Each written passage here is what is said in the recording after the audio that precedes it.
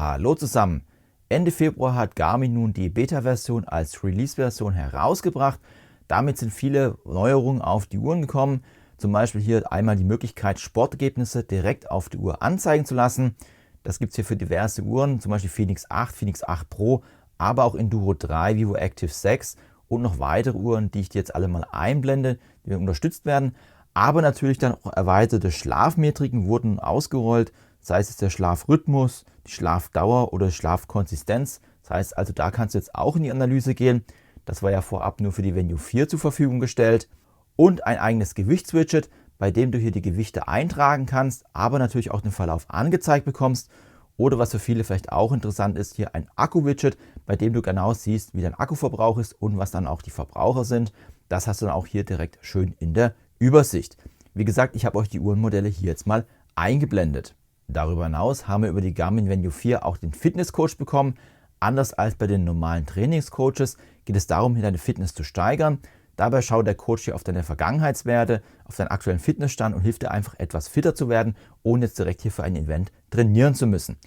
Das ist aber noch nicht alles. Es gibt nämlich auch zwei neue Funktionen, die wir so in der Beta nicht hatten und die möchte ich euch in diesem Video hier mal etwas genauer vorstellen. Da ich zu den anderen Sachen hier auch schon ein ausführliches Video gemacht habe, das verlinke ich dir oben mal, da habe ich es in der Beta mal vorgestellt, was die weiteren Funktionen sind. Aber ich würde sagen, wir fangen als erstes mit dem neuen Ausrüstungsmanagement an. Besser gesagt, du hast nun die Möglichkeit, deine Ausrüstung besser zu tracken und dafür gehen wir jetzt einfach mal auf die Garmin Connect Seite, da ich euch das hier am besten zeigen kann. Ja, da sind wir auch schon direkt hier auf der Seite, beziehungsweise links gibt es ja das Feld Ausrüstung, das können wir auswählen. Wir sehen jetzt hier auch schon meine Ausrüstung, ich habe es nicht ganz so gut gepflegt. Das sind hier mein Schuh bzw. meine zwei Fahrräder und hier können natürlich auch die Kilometer tracken. Das ist an sich jetzt nichts Neues. Was aber Neues ist, wenn wir jetzt hier auf Ausrüstung hinzufügen gehen und auf das Plus, dass wir nämlich jetzt hier mehr Kategorien auswählen können. In der Vergangenheit hatten wir ja nur Fahrräder, Schuhe als Auswahl. Jetzt gibt es ja auch Fahrradkomponenten, es gibt Skier, Snowboard, aber dann auch Surfbretter, Wakeboard, Boote, Rollstuhl ist auch eine Option oder zum Beispiel Golfschläger, falls du dann hier golfen gehst. Das heißt also, hier gibt es auf jeden Fall eine große Vielzahl, was du nun jetzt hier tracken kannst bzw. anlegen kannst. Ich will jetzt einfach mal meinen Schuh anlegen, weil es hat sich an der Datenbank auch was geändert, die wurde etwas verbessert. Wenn wir jetzt auf Weitergehen, sehen wir auch hier jetzt den Schuh. Wie gesagt, das ist jetzt nichts Neues. Wir haben jetzt die Marke Salomon. Ich habe jetzt hier einen Trailschuh vor mir. Da bekommen wir jetzt auch das Ganze angezeigt. Jetzt muss ich ganz kurz gucken, wie das Modell genau heißt. Bei dem Modell handelt es sich dann um das Genesis-Modell. Wir sehen auch hier, das ist schon direkt vorhanden. Wir können dem Ganzen auch noch einen Spitznamen geben. Machen wir jetzt einfach mal. Und die erste Nutzung ist ab heute. Und die maximale Distanz lasse ich jetzt mal auf 650 Kilometer stehen. Dann muss ich den Schuh austauschen. Und ihr könnt dann auch noch sagen, für was ist es dann speziell ausgewählt. Und das ist auch neu. Ihr könnt nämlich jetzt sagen, okay, es soll fürs Traillaufen sein. Das heißt also, wir gehen hier auf Trail Running. Und dann ist der Schuh auch nur für Trailrunning dabei, weil es ein spezieller Trailrunning-Schuh ist. Du kannst aber auch sagen, okay, er ist auch für das Laufen zuständig. Hier kannst du auch dem Laufen zuordnen. Sind wir hier, da haben wir zwei ausgewählt. Und dann haben wir jetzt hier die Möglichkeit, das zu nutzen. Aber wie gesagt, ich möchte es jetzt als Trailschuh haben und habt ihr das auch speziell dann hier zugeordnet. Ihr könnt natürlich auch fürs Radfahren, wenn ihr jetzt zum Beispiel einen Radschuh habt, auch sagen, okay, bestimmte Radschuhe fahre ich mit bestimmten Bikes. Das ist möglich. Oder wenn ihr andere Komponenten habt, oder wir gehen jetzt einfach mal ganz runter, bei Fitnessgeräten gibt es auch die Möglichkeit, hier auch da Sachen zu hinterlegen, falls du was für Fitnessstudio hast. Das heißt also, hier kannst du wirklich sehr schön feingliedern, je nach Aktivität, die du hast. Und dann wird es dann auch der Aktivität oder beziehungsweise dem Schuh zugewiesen, wenn du diese Aktivität hier ausführst und musst jetzt nicht manuell irgendwas nachtragen. Wir speichern es jetzt einfach ab und dann haben wir den Schuh auch schon direkt hier hinterlegt. Das ist aber noch nicht alles, was du jetzt hier nutzen kannst. Es gibt nämlich dann noch weitere Möglichkeiten. Wir haben jetzt nämlich auch die Möglichkeit, hier Sammlungen zu nutzen. Das heißt also, ihr könnt auch eigene Sammlungen anlegen. Zum Beispiel für den Triathlon vielleicht interessant, wenn du dann hier Sport machst und beziehungsweise alles aufzeichnest. Dann kannst du auch sagen, hier, nehmen wir jetzt einfach mal Test und dann sagen wir, welche Ausrüstung soll da hinzugefügt werden. Dann bekommt ihr hier alles angezeigt. Wir sehen jetzt einfach meinen Booster und mein Backroad-Rad als Beispiel, sagen jetzt fertig. Hier kannst du natürlich verschiedene Fahrradkomponenten hinzufügen, falls du die mal austauschst. Laufsatzräder, alles Mögliche könnt ihr dann hier hinterlegen und habt es dann hier wirklich als Sammlung hinterlegt. Ihr könnt dann auch noch das Ganze kommentieren und ihr könnt auch hier eine Standardaktivität hinterlegen. Wir nehmen jetzt einfach mal das Radfahren, das ganz normale Radfahren.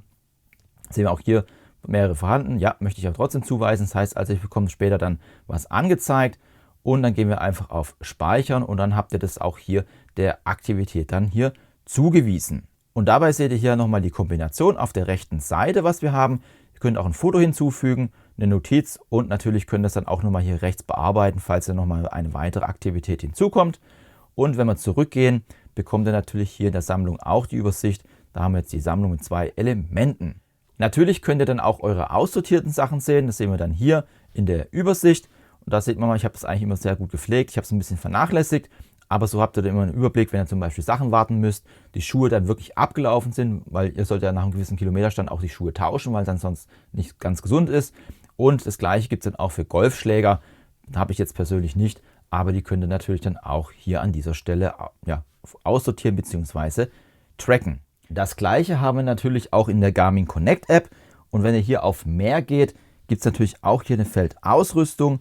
Das könnt ihr auswählen. Und hier habt ihr natürlich auch die Möglichkeit, entsprechend hier die Ausrüstung hinzuzufügen, beziehungsweise eine Sammlung. Und da seht ihr dann auch hier nochmal die Auswahlmöglichkeiten. Das heißt also, es ist auch ganz einfach möglich, beziehungsweise bekommt ihr dann auch hier nochmal alles angezeigt, wie wir es jetzt hier gerade gesehen haben. Jetzt ist aber nicht nur so, dass ihr einfach hier die Ausrüstung pflegen könnt und sagen könnt, okay, die Ausrüstung ist für eine bestimmte Sportart. Das geht noch viel weiter. Du hast nämlich die Möglichkeit, in den Aktivitäten selber nachzuschauen, was der Ausrüstungsstand ist und welche Ausrüstung du hier nutzt. Und dafür gehen wir jetzt gleich auf die Garmin Fenix 8. Unterstützt wird es unter anderem für die Venue X1, Venue 4, Vivo Active 6, aber natürlich dann auch hier die Forerunner-Reihe und die Fenix 8-Reihe. Als auch dann Edge-Geräte werden dann auch über die Garmin Connect App unterstützt und auch die Instinct 3, Instinct E ist dann hier mit dabei. Wir können jetzt schon sehen, wenn wir ins Laufen hineingehen, wir bekommen hier meinen Booster V2 angezeigt. Das ist mein Laufschuh. Das heißt also, wenn ich jetzt loslaufen gehe, wäre dieser Schuh jetzt hier mit dabei. Ihr könnt aber jetzt hier weiter runter scrollen. Es gibt nämlich jetzt ein weiteres Feld, das nennt sich dann Ausrüstung. Da könnt ihr jetzt reingehen und hier bekommt ihr alle Ausrüstungen angezeigt, die jetzt hinterlegt sind. Wir sehen hier den Booster als eine Übersicht und wir sehen hier meinen neuen Trailer, den ich gerade angelegt habe. Ihr habt nämlich jetzt die Möglichkeit zu sagen, okay, ich laufe jetzt hier mit Trailer und nicht mit dem Booster. Dann tippst du einfach drauf, dann wird der Haken weggenommen. Oder du kannst auch, das haben wir gerade eben gesehen, also mit dem Schuh macht es natürlich jetzt keinen Sinn, aber wenn du jetzt im Rad unterwegs bist mit mehreren Komponenten, kannst du auch mehrere Haken setzen. Und wenn wir jetzt hochgehen, sehen wir auch, dass Trailer und Booster ausgewählt sind. Bei der Aktivität, das können wir jetzt einfach bestätigen, gehen wir jetzt einfach hoch und dann sehen wir jetzt auch hier schon, Trailer und Booster V2 ist dabei. Und wenn wir dann aufs Radfahren gehen, das können wir jetzt mal direkt auswählen, dann sehen wir hier auch schon das Radfahren. Wir haben jetzt hier zum Beispiel direkt auch schon Tests in der Auswahl. Das sind ja die multiplen Sachen, die ich jetzt angelegt habe. Das war der Schuh und das Fahrrad. Ihr könnt jetzt einfach hier auf Ausrüstung gehen. Dann sehen wir auch hier schon, das Testset besteht aus 2 Elementen. Und wenn wir runtergehen, sehen wir hier, das Backroad ist ausgewählt. Und dann auch hier, wenn wir auf gesamte Ausrüstung gehen, sehen wir dann auch noch den Schuh bzw. Test. Ihr könnt aber auch sagen, okay, den Schuh möchte ich doch nicht nutzen. Dann könnt ihr den rausnehmen. Das ist natürlich auch möglich. Oder dann auf Trailer wechseln. Also da ist auch auf jeden Fall eine Möglichkeit, das zu nutzen. Und dann haben wir das auch hier geändert. Oder du hast auch die Option zu sagen, okay, ich fahre dann doch nicht mit der Kombination, sondern hier nur mit einem Gegenstand. Dann gehen wir einfach nochmal hier auf gesamte Ausrüstung. Dann sagen wir einfach hier keine. Dann ist es erstmal hier ausgewählt, speichern. Und dann habt ihr die Option zu sagen, okay, ich fahre nur mit dem Backroad. Und dann sehen wir auch hier speichern. Dann ist nur das Backroad ausgewählt. Das ist auf jeden Fall dann auch möglich. Und so habt ihr für euch die Möglichkeit, je nachdem welche Sportart ihr macht, hier die Kombination anzulegen, wie ihr das dann hier benötigt. Und das ist für mich wirklich eine sehr, sehr gute Erweiterung. Die zweite Funktion, die ich dir zeigen möchte, ist die Neuerung bei der Trainingsplanung oder Veränderung. Und zwar, du hast ja die Möglichkeit, hier auch in Garmin Connect Strecken zu planen. Dafür geht ihr auf Training und Planung und auf Strecken. In der Vergangenheit war es ja schon so, dass wir hier Wegpunkte anlegen konnten. Das ist jetzt nichts Neues, aber das wurde auch überarbeitet. Dafür habe ich jetzt zum Beispiel jetzt einfach mal hier eine Strecke geplant. Wir nehmen jetzt einfach mal die Traillaufstrecke. Ihr habt nämlich jetzt die Möglichkeit, hier weitere Wegpunkte zu hinterlegen bzw. diese zu optimieren. Wir sehen jetzt hier einmal die Strecke, die ich geplant habe. Auch ein schönes Höhenprofil. Und in der Vergangenheit war es ja so, dass wir hier sehr umständlich Streckenpunkte einfügen mussten. Das ist jetzt etwas einfacher. Wir gehen jetzt einfach hier auf die 3 Punkte, um die Strecke nochmal zu bearbeiten. Das hier unten, dann gehen wir auf Bearbeiten. Und dann haben wir jetzt auch gleich die Möglichkeit, unsere Wegpunkte zu hinterlegen. Ich zeige euch dies jetzt auf der Garmin Connect Webseite. Es geht auch in der Garmin Connect App, das schauen wir gleich nochmal rein. Das hat sich nämlich auch nochmal vereinfacht. Wie gesagt, wenn wir jetzt hier die Strecke bearbeiten, habt ihr die Möglichkeit, wenn ihr runterscrollt, auf Streckenpunkte zu gehen. Und hier gibt es jetzt mehrere Möglichkeiten. Zu einem haben wir hier den Streckenstart, das ist da, wo es hier losgeht. Hier könnten wir theoretisch jetzt noch eine Notiz hinterlegen. Das möchte ich jetzt aber nicht machen. Was ihr aber machen könnt, und das ist vor allem für die interessant, die jetzt ein Rennen machen, eine bestimmte Zeit erreichen wollen. Hier kannst du nämlich jetzt festlegen beim Streckenende, was deine Abschlusszeit ist, also was du erreichen möchtest. Sehen wir jetzt hier schon, gehen wir auf Hinzufügen und da können wir zum Beispiel sagen, in 3 Stunden und 10 Minuten und dann könnt ihr sogar auf Sekunde genau sagen, möchtet ihr das Streckenende erreichen. Und dann sagen wir einfach fertig und dann bekommen wir auch immer hier eine Meldung bzw. einen Timer angezeigt, wenn wir dieses Ziel nicht erreicht haben. Ich habe natürlich auch weiterhin die Option, hier zum Beispiel Wasserstellen oder auch Ruheplätze einzutragen. Das ist natürlich auch möglich. Wenn wir da auf die Streckenpunkte draufgehen und auf Streckenpunkt hinzufügen, können wir zum Beispiel sagen, okay, ich habe jetzt hier eine Verpflegungsstation, die wählen wir jetzt einfach mal hier ganz kurz aus. Gehen wir einfach jetzt mal hier auf diese Stelle. Und dann sagen wir auch schon, hier wird es dann ausgewählt, jetzt haben wir hier das Icon. Was aber neu hinzukommt, und das hatten wir in der Vergangenheit noch nicht gehabt, ist die Möglichkeit, Erholungspausen hinzuzufügen. Das heißt also, hier kann man zum Beispiel sagen, okay, wir möchten hier 30 Sekunden Pause machen. Oder wenn du einen sehr langen Trail hast oder eine sehr lange Wanderung oder ein Event, kannst du natürlich auch sagen, okay, ich möchte hier eine halbe Stunde Pause machen. Das ist auf jeden Fall möglich. Und ich kann auch sagen, mit welcher Abschlusszeit möchte ich ankommen. Das heißt also, du läufst dann los und du möchtest aber in 10 Minuten, weil in 10 Minuten der nächste Punkt ist, das mindestens erreichen. Und da sagen wir zum Beispiel, in 10 Minuten möchte ich es erreicht haben anhand der Strecke. Und dann bekommst du auch hier einen Timer angezeigt, wenn du das erreichst oder nicht erreichst. Das heißt also, du hast es auch immer im Überblick und kannst deine Pausen auch direkt gut einplanen, beziehungsweise kannst vielleicht dann auch die Pause skippen, wenn du merkst, okay, die kann ich jetzt nicht machen, weil sonst erreiche ich meine Zielzeit nicht. Und so kannst du halt individuell hier deinen Kurs speichern bzw. organisieren. Die gleiche Funktion haben wir natürlich dann auch in der Garmin Connect App. Dafür geht ihr hier auf Training und Planung, dann auf Strecken und sehen wir hier zum Beispiel meinen Traillauf. Nehmen wir einfach jetzt den nochmal. Sehen wir auch hier nochmal die Wegpunkte, die ich schon angelegt habe, die Wechselzone, dann einmal die Verpflegung.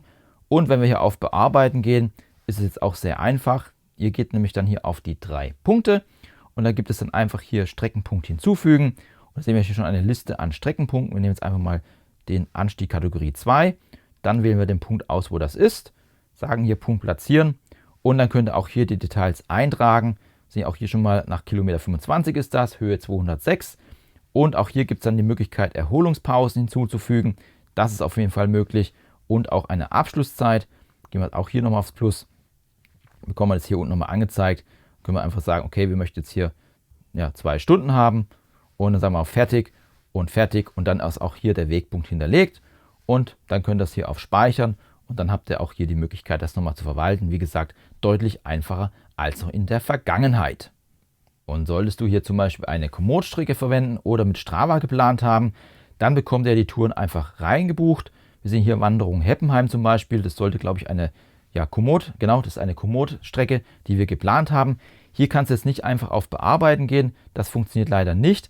Aber was du machen kannst, ist, wenn du die Strecke hier aufrufst, gehst du hier auf die 3 Punkte, sagst duplizieren und dann wird hier die Strecke nochmal angelegt und diese kannst du dann auch bearbeiten. Das ist jetzt hier eine Kopie.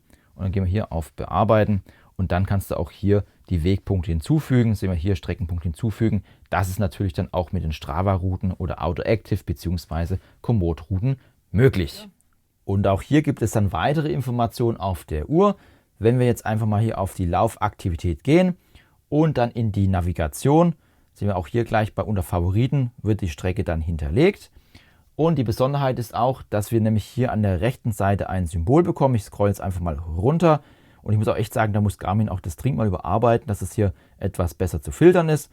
Aber wir sehen jetzt hier, gibt es dann ein Board bzw. so eine Art Whiteboard oder so ein Klemmbrett, wo man dann sieht, okay, das sind weitere Informationen. Das haben wir jetzt bei den anderen Strecken zum Beispiel nicht. Dann wählen wir das jetzt aus. Das ist jetzt eine andere Strecke, die ich jetzt hier geplant habe. Und ihr bekommt natürlich standardmäßig hier alles angezeigt, wie wir es schon kennen. Und wenn wir jetzt auf mehr gehen, bekommen wir jetzt aber hier noch weitere Details. Du kannst von der Strecke nämlich dann nochmal anschauen, was waren eigentlich jetzt die Streckenpunkte. Ich habe jetzt einfach hier nochmal ein paar Werte angelegt.